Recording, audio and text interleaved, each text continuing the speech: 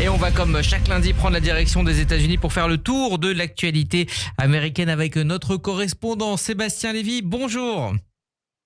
Bonjour Rudy, bonjour à tous. Alors on va évidemment parler du shutdown américain qui pourrait prendre fin dans les prochaines heures, mais on va d'abord revenir avec vous brièvement sur l'élection de Zohran Mamdani à la mairie de New York et des inquiétudes légitimes de la communauté juive aux États-Unis.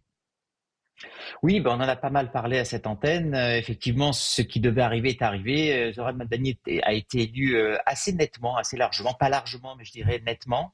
Et c'est vrai qu'il y a une grande phase d'incertitude en ce moment. On est en phase de transition. On ne sait pas exactement de qui il sera entouré. Il y a deux choses qui inquiètent énormément chez Mamdani.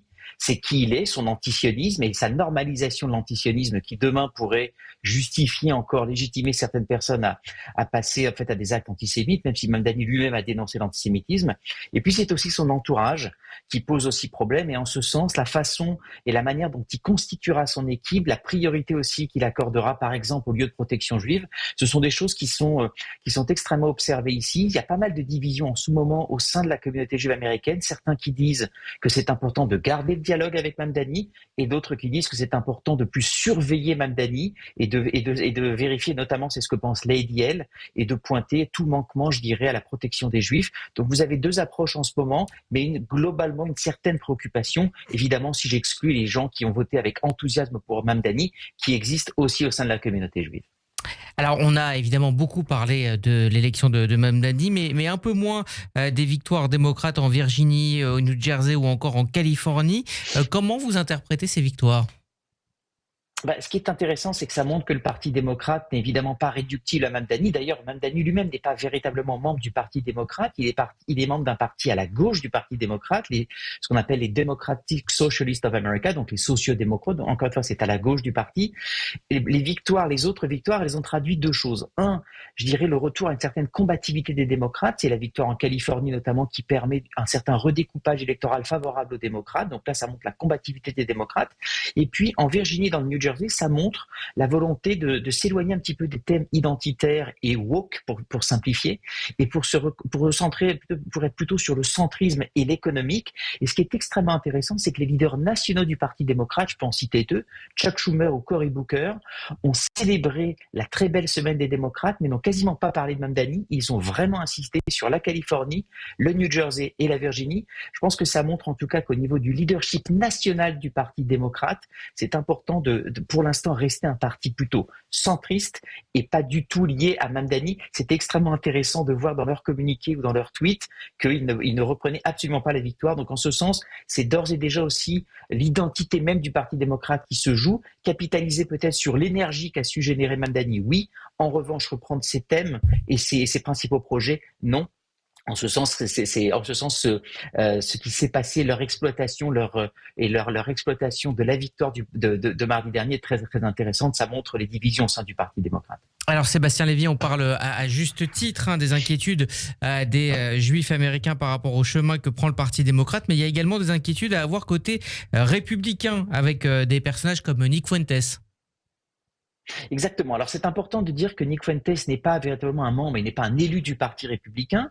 Donc pour faire court, en fait, il a été interrogé récemment par Tucker Carlson, qui est un polémiste extrêmement connu à la droite.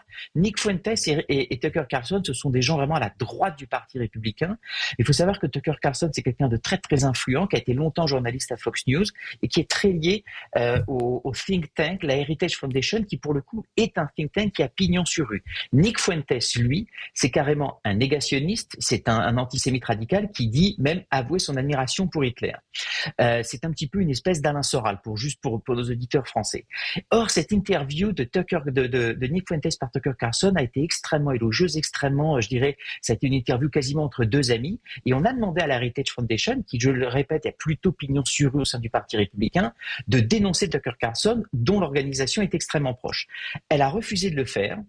Ce qui est à la fois inquiétant mais aussi rassurant, parce que vous avez eu à la suite de ce refus du Heritage Foundation une véritable levée de bouclier au sein du Parti républicain, des gens comme Rick Scott, des gens comme Ted Cruz, des sénateurs influents, qui ont dit qu'il n'était pas question pour le Parti républicain de prendre ce chemin et qu'ils étaient les premiers à dénoncer l'antisémitisme à gauche, ça n'était pas pour le tolérer à droite. Ce que ça montre en tous les cas, c'est qu'au sein des deux partis, vous avez vraiment des forces centripètes, donc vraiment à l'extérieur, ou centrifuges, je ne sais plus, mais en tout cas des forces à l'extérieur qui essayent de pousser leur parti vers l'extrémisme. Et comme souvent, c'est sur un thème, c'est sur l'antisémitisme. Et vous avez le reste du parti qui essaye de pousser ces forces, de les rejeter. En ce sens, là encore une fois, les Juifs qui ne sont que 2% de la population américaine, aujourd'hui sont au centre de pas mal de redéfinitions de leur parti, démocrate et républicain. En ce sens, ce qui s'est passé à droite est extrêmement important. Le Parti républicain refuse aujourd'hui d'être entraîné dans cette voie. Et c'est pour le coup assez rassurant. En même temps, il faut juste jeter un œil là-dessus. Vous avez des forces qui essaient véritablement de pousser ces partis vers cet extrémisme, antisionisme radical d'un côté, antisémite conspirationniste de l'autre. Il faut juste espérer que les deux partis demeurent ce qu'ils sont aujourd'hui, des partis accueillants pour les Juifs. Mais clairement, il y a une inquiétude au sein des Juifs américains. La société américaine est une société très polarisée et beaucoup ont peur que ces deux partis ne soient de plus en plus tirés vers leurs extrêmes.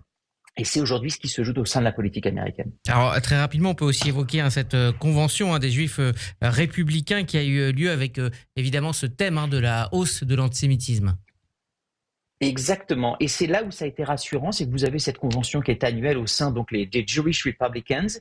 Et ce qu'on aurait pu craindre, c'est que les Jewish Republicans disent non, mais c'est complètement marginal, ça ne nous concerne pas. Non, ils en ont parlé de façon extrêmement nette. Je pense par exemple à Ted Cruz. Et Ted Cruz a été extrêmement net en disant attention, il y a un vrai danger, c'est en train de gagner du terrain au sein du Parti républicain, donc méfions-nous. Donc en ce sens, ça n'est pas du tout mis de côté, ça n'est pas du tout minoré. Vous sentez au sein des deux partis, et plus encore chez le Parti républicain, une volonté de vraiment s'atteler à ce problème et de ne pas du tout le laisser grandir. Mais c'est vrai qu'on voit ça aussi au sein du Parti démocrate. J'ai parlé récemment de la volonté du Parti démocrate de se l'éloigner un petit peu de Mamdani. Donc vous avez au sein des deux partis cette volonté de parler de ce sujet. Ça sera très intéressant de voir pour les midterms comment ces deux partis sauront se positionner par rapport à ça et surtout ne pas tolérer en leur sein des candidats ouvertement antisémites ou antisionistes radicaux. Ce sera très très intéressant d'observer ces deux partis. Et puis c'est l'information de la nuit. Après plus de 40 jours de blocage, eh bien le shutdown pourrait prendre fin. Oui, il semble que ce soit effectivement le cas. Vous avez 8 démocrates qui ont rejoint les républicains. Il faut 60 sénateurs pour voter un texte en fait qui puisse être voté globalement par le Parlement, la Chambre et le Sénat. C'était au Sénat que ça bloquait. Il semble que ces 8 sénateurs aient décidé d'y mettre fin, bien qu'ils n'aient pas reçu les assurances qu'ils avaient demandées des républicains et de Donald Trump. Donc en ce sens, ça serait sans doute une victoire pour Donald Trump. Les démocrates estiment aujourd'hui, ceux qui ont voté en tout cas, estiment qu'aujourd'hui le tort causé aux citoyens américains est trop fort et donc ils ont cédé, je dirais, à cette pression populaire pour revoir le gouvernement.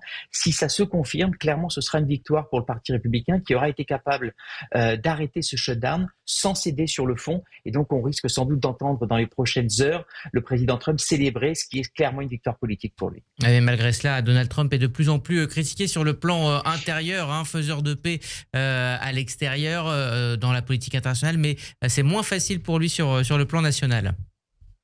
Exactement, les chiffres économiques ne sont pas bons, les chiffres de l'inflation ne sont pas bons. En ce sens, le fait que le shutdown s'arrête est pour lui très très important parce qu'il commençait à en être tenu pour responsable et c'est la raison pour laquelle la grande majorité des sénateurs démocrates est vent debout contre les 8 qui ont fait défection. Ils estimaient qu'aujourd'hui ils étaient en train d'affaiblir Donald Trump.